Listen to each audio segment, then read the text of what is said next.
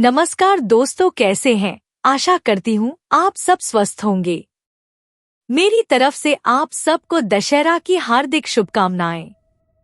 दशहरा का त्योहार, जिसे विजयदशमी के नाम से भी जाना जाता है, भारत के सबसे महत्वपूर्ण त्योहारों में से एक है।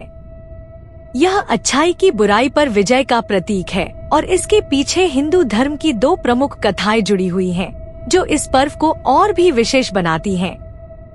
तो चलिए एक एक करके जानते हैं दशहरा का महत्व। बहुत समय पहले त्रेता युग की बात है, जब अयोध्या नगरी के राजा दशरथ के सबसे बड़े पुत्र भगवान श्री राम अपने धर्म और कर्तव्य पालन के लिए पूरे संसार में प्रसिद्ध थे। उनका जीवन आदर्शों और मर्यादाओं से भरा हुआ था और वे हर समय धर्म का पालन करते थे। लेकिन उनके जीवन की सबसे महत्वपूर्ण घटना तब शुरू हुई, जब लंका के शक्तिशाली राजा रावण ने उनकी पत्नी सीता का छलपूर्वक हरण कर लिया। रावण कोई साधारण राजा नहीं था। वह एक ऐसा राक्षस था जिसके पास 10 सिर और 20 भुजाएं थी। उसकी शक्ति और बुद्धिमत्ता अद्वितीय थी और वह अपने बल, शक्ति और तप से देवताओं तक को पराजित कर चुका था। जब रावण ने माता सीता को अपने अशोक वाटिका में कैद किया, तब भगवान राम ने अपने भाई लक्ष्मण और वानरराज सुग्रीव की सेना के साथ लंका पर चढ़ाई करने का निर्णय लिया। भगवान राम को इस युद्ध के लिए हनुमान जी जैसे वीर भक्त का साथ मिला।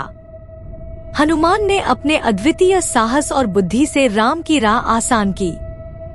वानर सेना के सहयोग से राम ने समुद्र पर राम सेतु बनाकर लंका पर आक्रमण किया। लंका के इस महान युद्ध में राम की सेना में वानर और रीछ जैसे योद्धा थे, जो अपने बलिदान के लिए तैयार थे। रावण की सेना अत्यंत बलशाली और शक्तिशाली थी। उसके पुत्र मेघनाद और भाई कुंभकर्ण भी युद्ध में भाग लेने आए, लेकिन भगवान राम के धैर्य, तप और युद्ध कौशल के सामने कोई टिक नहीं पाया। मेघनाद को लक्ष्मण ने मार गिराया और कुंभकर्ण का भी अंत हुआ। आखिरकार भगवान राम और रावण के बीच निर्णायक युद्ध हुआ। यह युद्ध एक लंबे समय तक चला और दोनों तरफ से भयंकर प्रहार होते रहे।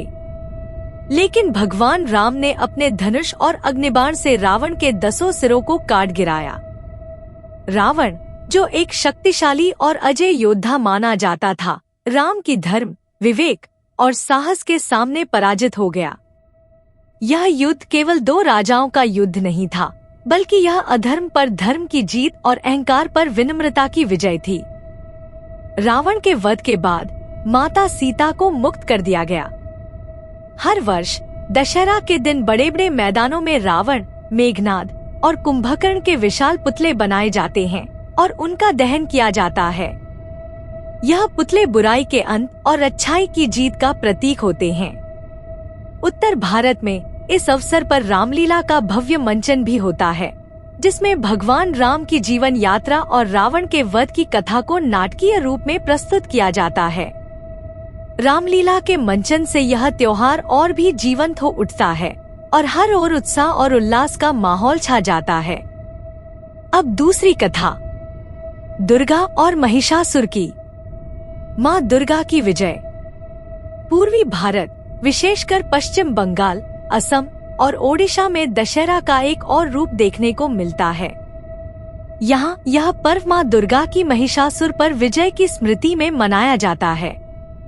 कहानी के अनुसार महिषासुर को एक वरदान प्राप्त था कि उसे कोई पुरुष नहीं मार सकता। इस असीम शक्ति के कारण उसने स्वर्ग पर आक्रमण कर दिया और देवताओं को हराकर तीनों लोकों में आतंक फैलाने लगा। देवताओं ने अपनी सारी शक्तियां मिलाकर माँ दुर्गा को प्रकट किया, जिन्होंने 10 दिनों तक लगातार महिषासुर से युद्ध किया।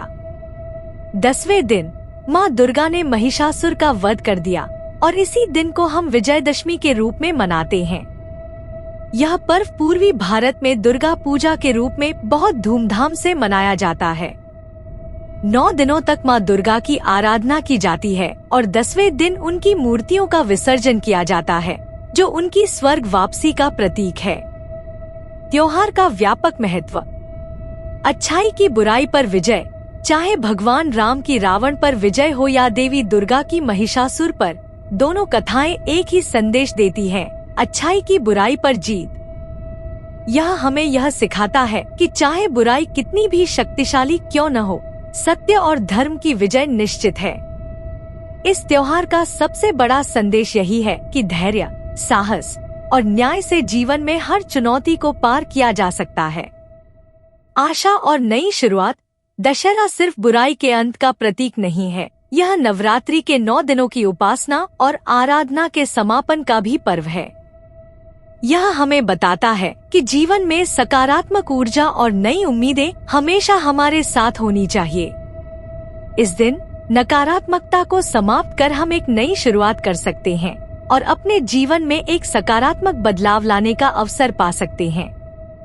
कृषि और ऋतु का महत्व। दशहरा का एक महत्वपूर्ण पहलू इसका कृषि और ऋतु से जुड़ा होना है। परंपरागत रूप से यह त्योहार वर्षा ऋतु के अंत और फसल कटाई के समय की शुरुआत का प्रतीक है। शरद ऋतु का आगमन किसानों के लिए एक शुभ समय होता है, जब वे अपनी मेहनत का फल प्राप्त करते हैं। यह समय न केवल किसानों के लिए खुशी का होता है, बल्कि यह प्रकृति के साथ हमारे गहरे संबंध को भी दर्शाता है। मैसूर दशहरा। कर्नाटक के मैसूर में यह पर्व राजकीय धूमधाम से मनाया जाता है। मैसूर पैलेस को सुंदर रोशनी से सजाया जाता है और भव्य जुलूस निकाले जाते हैं। दशहरा का संदेश। दशहरा धर्म की अधर्म पर, सत्य की असत्य पर और अच्छाई की बुराई पर विजय का पर्व है। कहानी अच्छी लगी तो लाइक, शेयर और सब्सक्राइब करें।